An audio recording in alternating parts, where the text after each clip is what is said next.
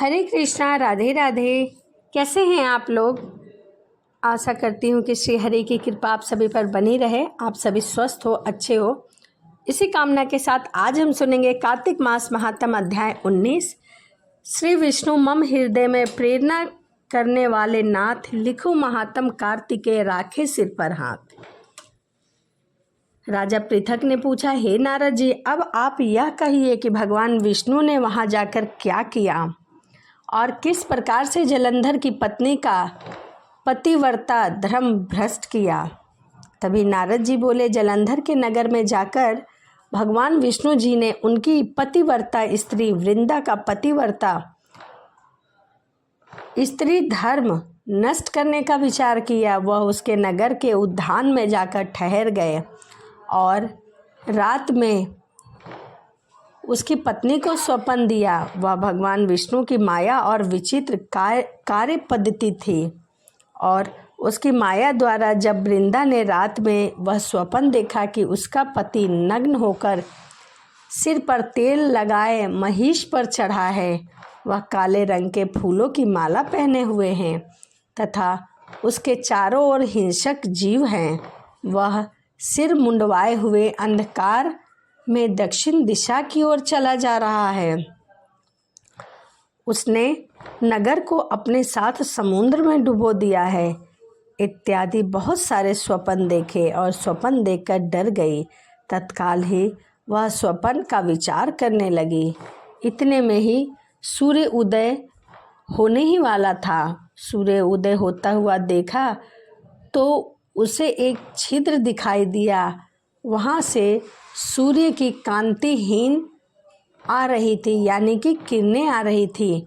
उसे उसने अनिष्ट जाना और वह भयभीत होकर रोती हुई छज्जे अटारी तथा भूमि कहीं भी शांति उसे न प्राप्त हुई, इधर से उधर भागती रही और रोती रही। फिर अपनी दो सखियों के साथ वह उपवन में गई, वहाँ भी उसे शांति न मिली। फिर वह जंगल में से निकल गई। वहाँ उसने सिंह के समान दो भयंकर राक्षसों को देखा, जिससे वह भयभीत होकर इधर से उधर भागने लगी।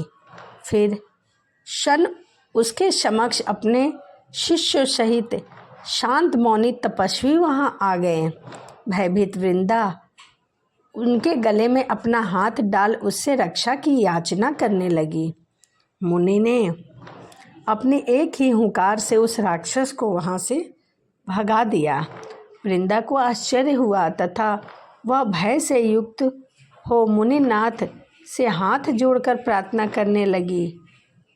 फिर उसने मुनि से अपने पति के संबंध में उसकी कुशल क्षेम का प्रश्न किया। उसी समय वहाँ पर दो वानर आए, मुनि के समक्ष आकर हाथ जोड़कर खड़े हो गए और ज्यों ही मुनि ने भृगटी संकेत दिया त्यों ही वह उड़कर आकाश मार्ग से कहीं पर चले गए। फिर जलंधर का सिर और धड़ लिए मुनि के आगे आए।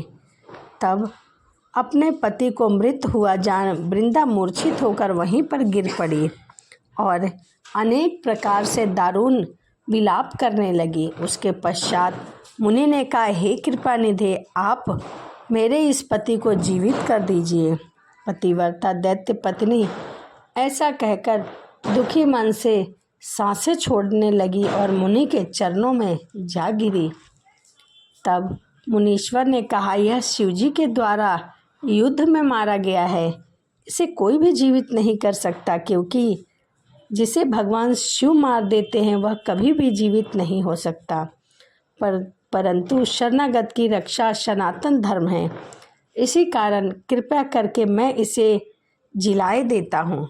नारद जी के आगे कहा, वह मुनि साक्षात विष्णु जी ही थे। उन्होंने यह सब माया फैला रखी थी।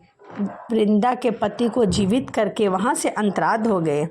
जलंधर ने उठकर वृंदा को आलिंगन किया और मुख चूमा। वृंदा भी पति को जीवित देखकर अत्यंत हर्षित हुई और अब तक हुई बातों को स्वप्न समझा। इसके पश्चात वृंदा सकाम हो बहुत दिनों तक अपने पति के साथ विहार करती रही। एक बार सूरत एवं संभोग काल के अंत में ही उन्हें विष्णु को देखकर उन्हें ताड़ित करती हुई बोली, हे पराई स्त्री से गमन करने वाले विष्णु, तुम्हारे शील को धिक्कार है। मैंने जान लिया कि तुम मायावी तपस्वी हो। इस प्रकार कहकर कुपित पतिव्रता वृंदा ने अपने तेज को प्रकट करते हुए भगवान विष्णु को श्राप दिया। तुमने माया से 2 राक्षस मुझे दिखाए थे, वही 2 राक्षस किसी समय तुम्हारी स्त्री का हरण करेंगे। स्वपन जो तुम्हारा शिष्य सर्वोपन बना था वह भी तुम्हारा साथी रहेगा। जब तुम अपनी स्त्री के विरह में दुखी होकर इधर से उधर विचरोगे तब उस समय वानर ही तुम्हारी सहायता करेंगे। ऐसा कहती हुई पतिव्रता वृंदा अग्नि में प्रवेश कर गई। ब्रह्मा आदि देवता आकाश से उसका प्रवेश देखते रहे। वृंदा के शरीर का तेज पार्वती जी के शरीर में चला गया। पतिव्रता के प्रभाव से वृंदा ने मुक्ति प्राप्त कर ली। तो यह कार्तिक मास की कथा अध्याय 19 था। वीडियो आपको कैसी लगी कमेंट ज़रूर करिएगा। तो चलिए इसी के साथ वीडियो को समाप्त करते हैं और मिलते हैं अगली वीडियो में। सभी को राधे राधे, हरे कृष्णा।